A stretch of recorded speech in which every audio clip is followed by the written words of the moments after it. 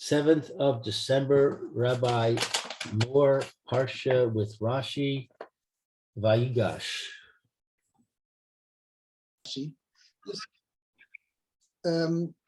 Rashi, the Pasuk says a number of times,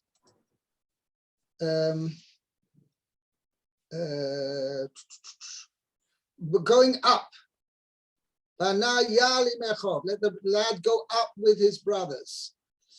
Pasuk Lamadalaki. How can I go up to my father? Okay?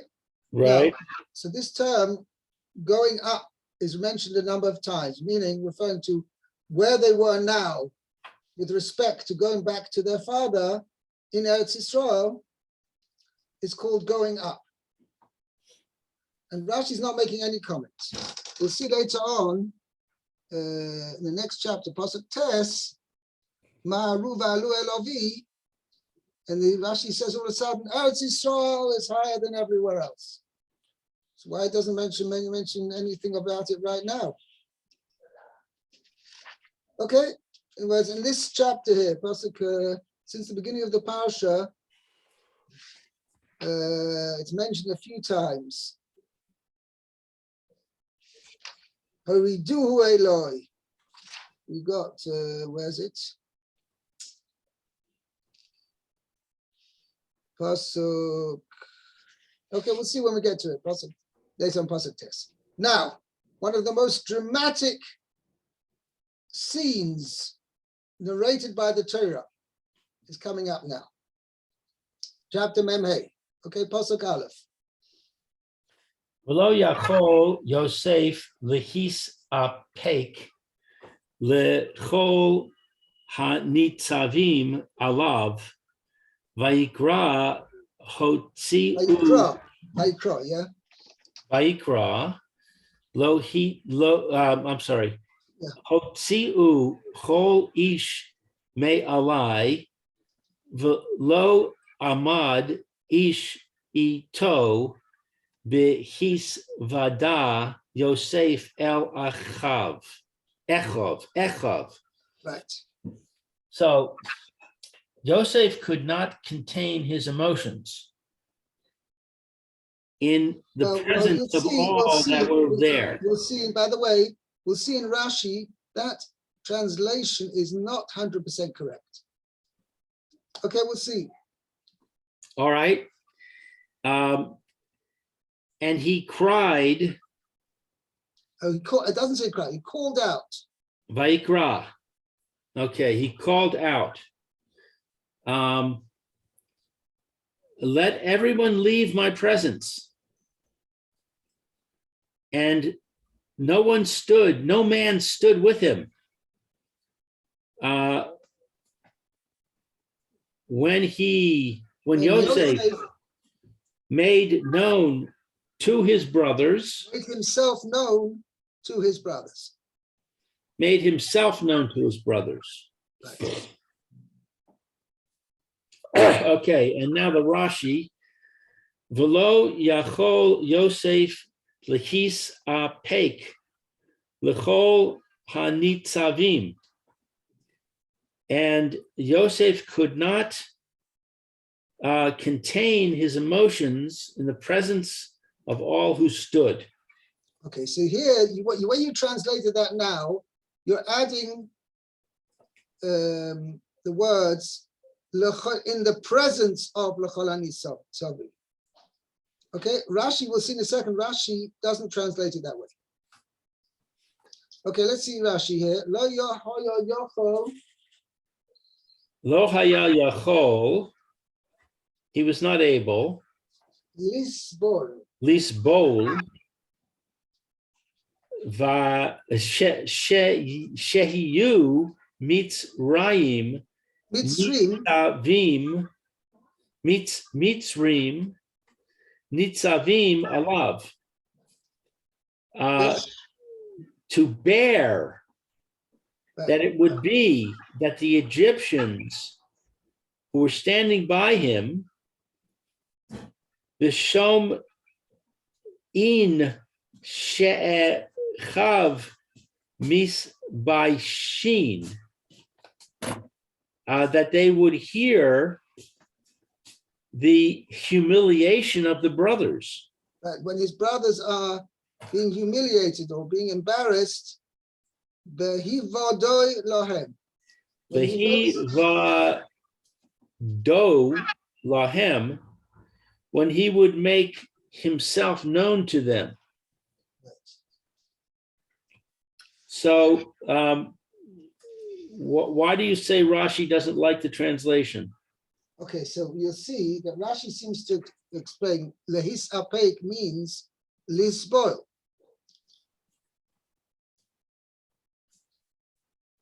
Rashi's explained lo yochol lehis apeik yochol anitzarim means lo yochol lisboil shiu mitzrim nitzavim alav. He couldn't bear. That's Rashi seems to be paraphrasing the word. So you want to say that lisbol means bear and lehis apek means bear, according to Rashi?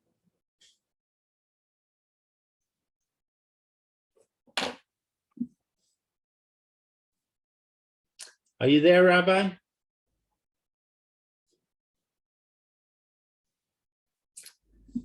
Okay, we lost the rabbi.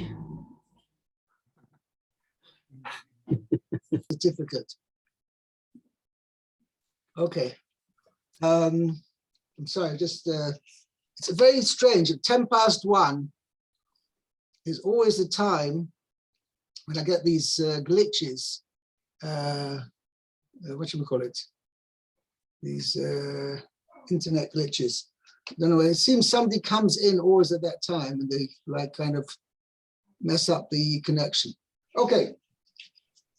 That's weird. I want to say, yeah, lehisapek means to hold oneself back, to restrain oneself. That's what Rashi learns in Parshas Miketz. In Parshas Miketz, that's what Rashi said. 43:31.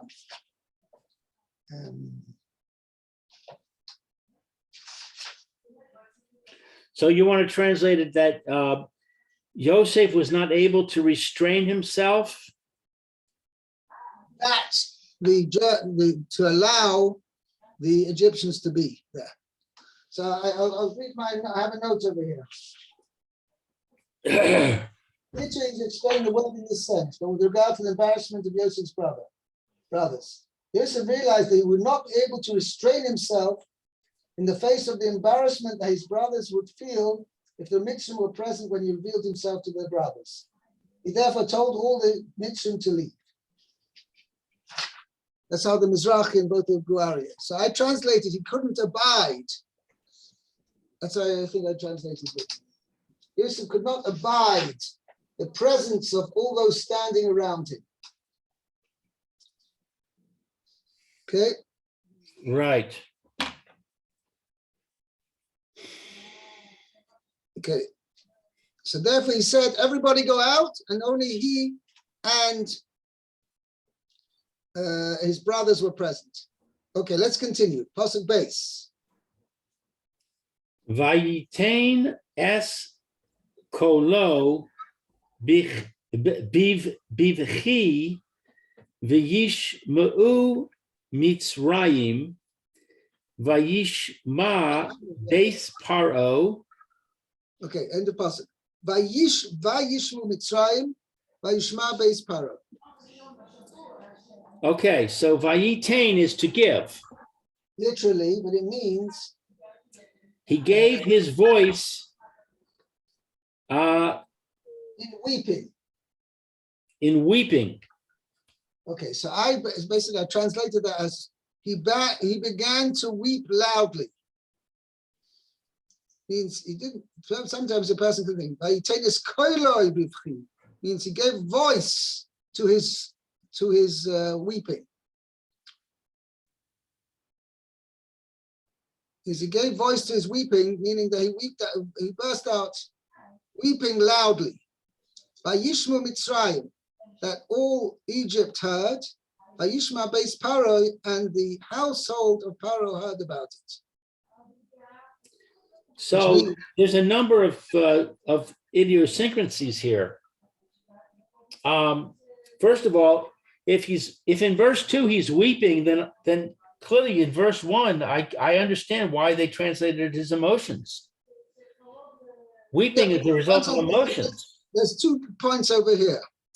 Pasuk 1 is dwelling on the fact that Yosef sent everybody out, all foreigners, or anybody who besides himself and his brothers, everybody else was cleared out of the room. And the pasuk uses the term lehisapek, and that's why he did it. Lo yochol Yosef lehisapek. Yosef was unable to restrain himself lechola nitzavim olav, with regard to all those who were standing by him. So therefore he's very emotional. Okay, but he's He was not very sad. He's not weeping yet. I thought we just said that he was weeping. What? I thought we just said he was weeping. Now, after everybody's gone out, then he's sort of like he opens the floodgates. So how did they hear it? If they all went out, how did they all hear it? They all went out, but they didn't.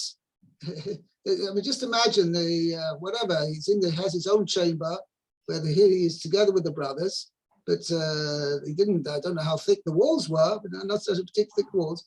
And all of a sudden he goes, like massive, burst out crying with tremendous sound. So you're saying he wept so loudly that they heard him? So why did he send them out then? Because he didn't want them actually noise. There was a certain aspect when he was speaking to his brothers, and he's going to say, "I am Yosef," as we're going to see in the next pasuk. Yeah, and we're also going to see that it says that Paro heard that his brothers had come. And so, no, wait a second. Later, that's a later pasuk. The next pasuk, Vayishma, this pasuk base when it says Vayishma Beis Paro, means the household of Paro already heard about it. You know, they had these, they call it parapresi, or I don't know what they call them, these, you know, can you imagine Yosef was a viceroy of Egypt, every single step, nuance was being followed. So that's the way I understood. That's my Vayishma Mitzrayim. It was such a loud weeping that the Egyptians heard, and almost immediately the household of Pharaoh was informed. There's something going on here, guys, right? Something really strange, because all of a sudden Yosef burst out crying. It was, otherwise you've got to have a problem. We'll see in the next pasuk. Oh, no, I'm sorry, this pasuk, right? We'll see. Let's see Rashi. Rashi dwells on an interesting point. Beis Paro means the household of Paro. But no, we've got a major question. How could it be that the Egyptians heard, and only afterwards the house of Paro heard? Right. Okay. So Vayishma Beis Paro, and the house of Paro heard, Beso Shel Paro. So it's the his house of Paro. So the English says Beis Paro is the same as Beso Shel Paro. Yeah. Shel Paro. What is the vav adding here? So Kloimar, carry on. Avadav ubnei Beso. Klomar Avadav Uvnei Beso. That is to say, his servants and the children of his house. Right. So I don't understand. Beso shel Paro, his house of Paro.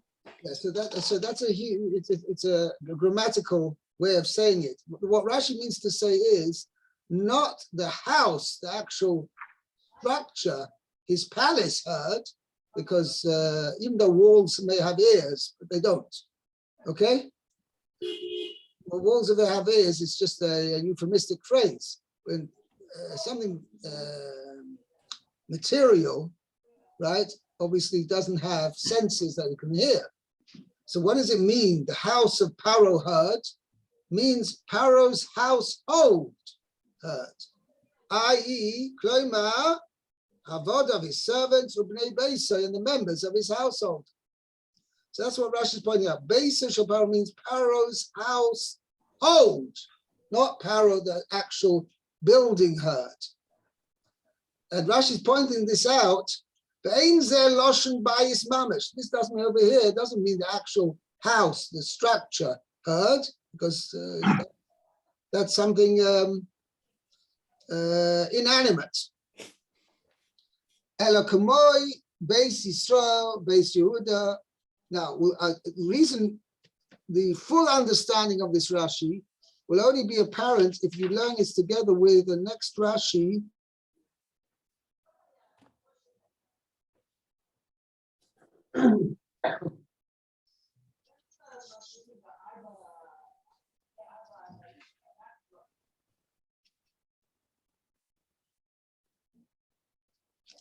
Where is it?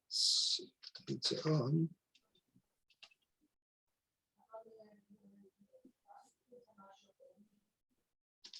Where is it? Here. To the page. Pasuk Tezai, Pasuk 16. Pasuk 16.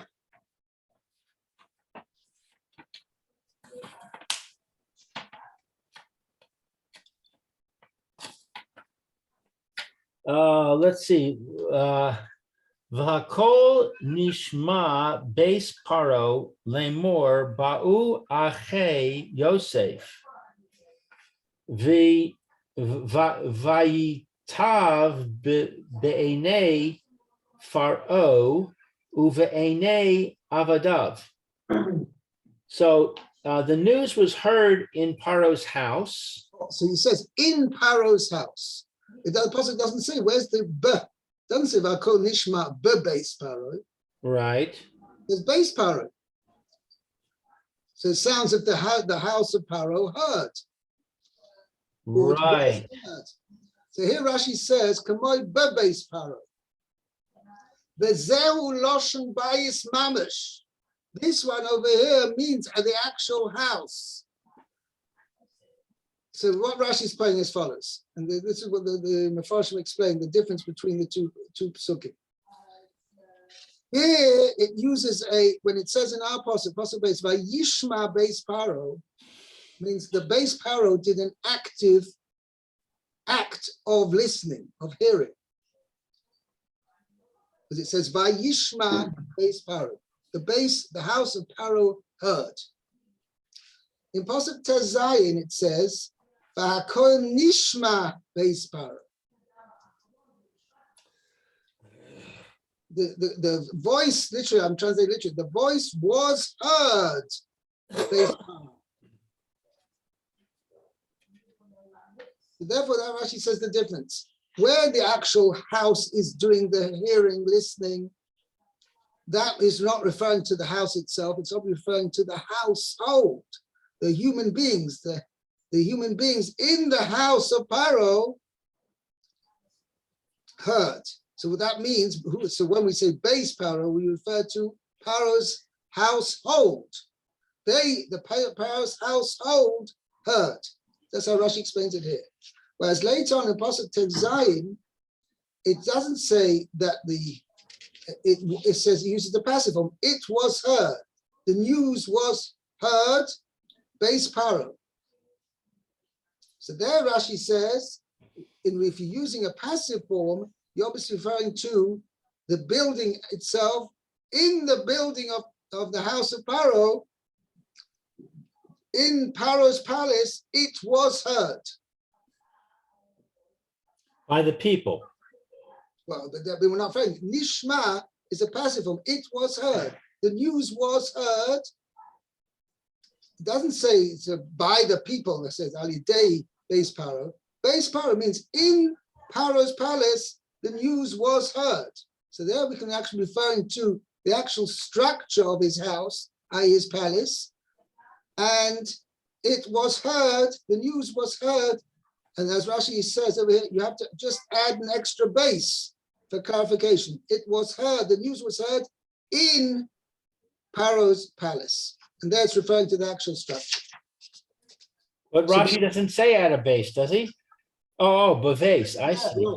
Over there he does. Kamo beves paro. In the house of Paro. So when he says mamish, what does that mean? It's the actual, the walls do have ears? No, but they are the place where it was heard.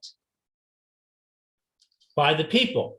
By the people. But the people are not referred to in this matter. It just says, uses the passive form. It was heard. The news was heard in the king's palace, in Pharaoh's palace. Okay? Let's continue. But anyway, Rashi brings a few examples. Beis Yisrael, Beis Yehuda, Mesonde, which means a household. Okay? Right. Okay, now. Gimel. Vayomer Yosef el Echav. Yosef said to his brothers, Ani Yosef, ha'od Avichai. I am Yosef. Is my father still alive? Velo yachlu Echav la'anos ito. So ki nivhalu mi panav. And they were not able, the brothers were not able to answer him because they were shocked in his presence or from his presence, at his presence. Oh, yeah. I should say, Rashi says just two words, mipnei habusha. As a result of it means they were bewildered. I just translated.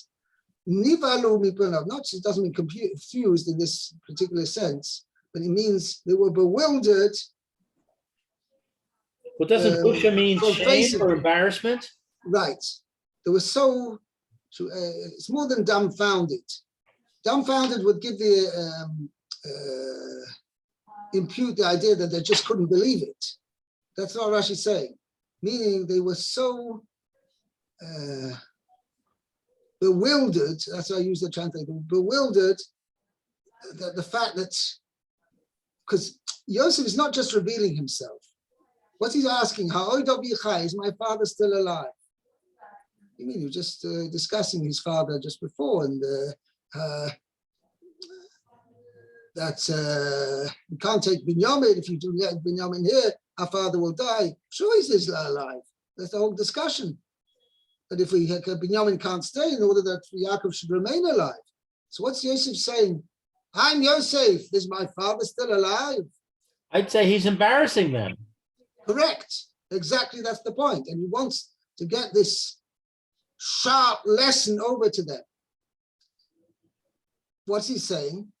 You brothers are constantly pleading to me on behalf of Binyamin that if we take Binyamin away, Chas v'sholem, Yaakov may die.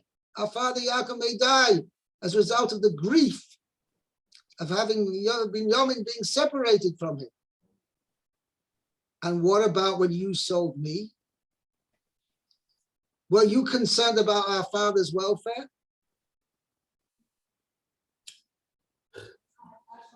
But that's surprising to me because it seems insensitive on the part of Yosef. You're asking a very good point. Why does Yosef decide that this amazing, how would you say, I don't have the best way to describe it. This is most shocking and shattering moment that Yosef reveals, he says, you know, we've been talking to for the past, don't know how long. And you said, I'm dead. And it's got taken away. And that's why we're worried if Binyamin gets taken away. Who knows what's going to happen to our father? So he's telling them, you didn't think twice when you sold me.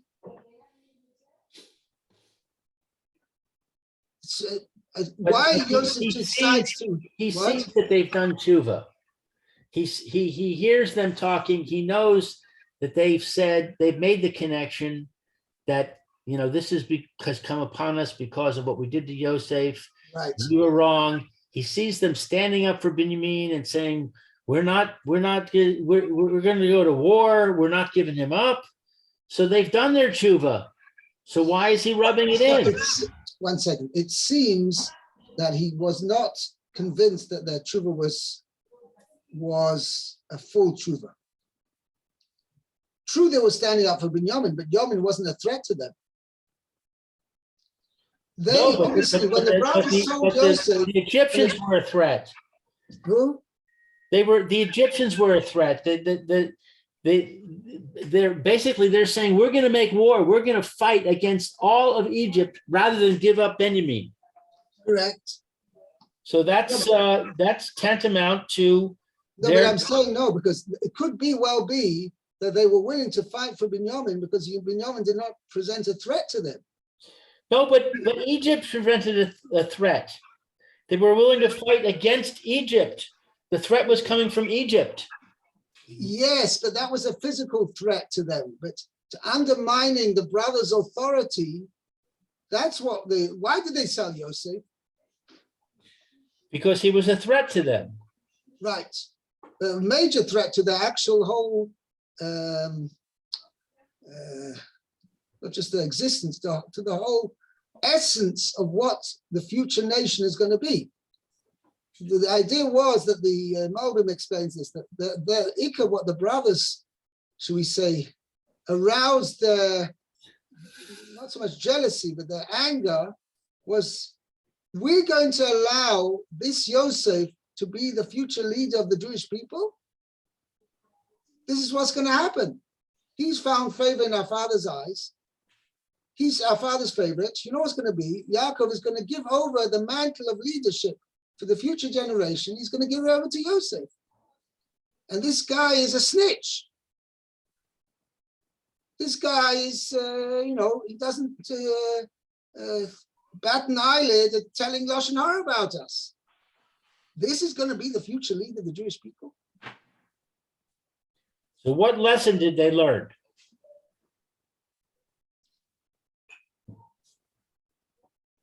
What do you mean? At which point? Oh, so that's what he wanted to. They learned their lesson. What lesson did they learn? Now, you mean, at this point? Yeah. I'm saying they learned their lesson means that what they learned was we did the wrong thing. Right. We had a threat. We were facing a threat. And instead of having bitachon, that Hashem was running the world and Hashem was in charge. I would go one step further. Instead of discussing it with their father. Right. They should have had the faith in their father and faith in Hashem.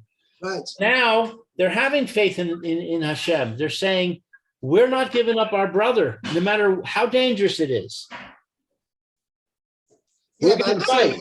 We're going to fight the entire nation of Egypt, the most powerful nation in the world. 11 of us or 10 of us. With respect to trusting Yaakov's behavior towards his children, you don't see that yet. You don't see that the brothers have been done tshuva with respect to the misjudgment of the way their father was treating Yosef and them. I see. That you don't see. So question is, how did this bring it to the fore? By Yosef saying, is my father still alive? He's emphasizing the father. Right. I see. By the way, it's a bit over time here, but I just want the interesting point, which I had in last week's Parsha, which struck me during Krista Torah, actually. When they came back the second time to Yosef, so Yosef asked them,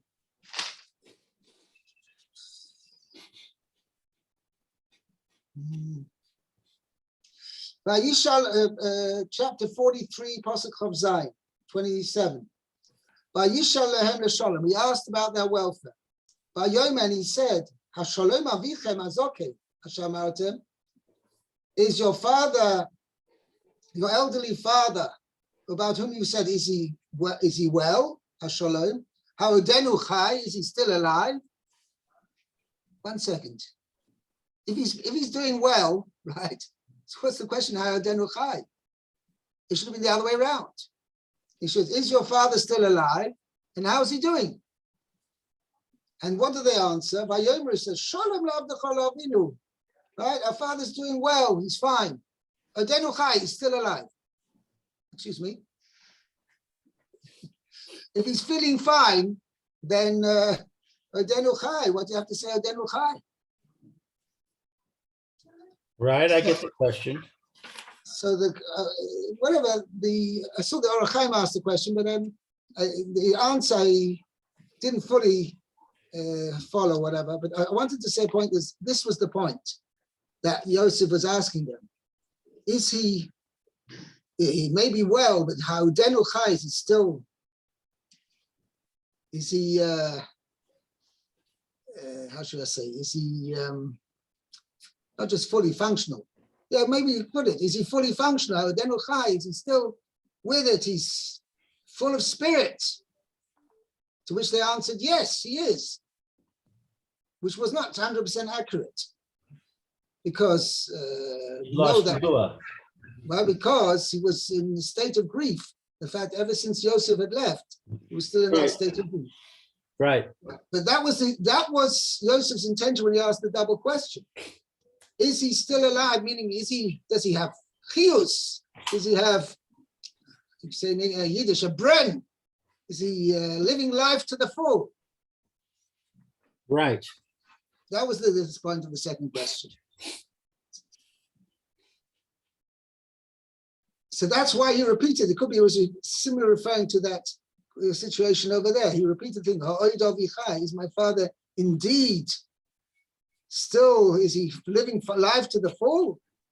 You tell me that he was. Is it taka so? Okay, we'll have to leave it Maybe here. he's also saying, is he alive in your minds? In other words, have you learned your lesson to know that he is the one that's in charge? Right, that's also true. That's also another knetch, as they say. You know, knetch means another twist. Yeah. Right. Okay, we'll leave it here for here. We'll carry on Bez Hashem tomorrow. Thank you, Rabbi. Have a great day. Kol Tov. Good day. Have a good day, Yechiel. Bye.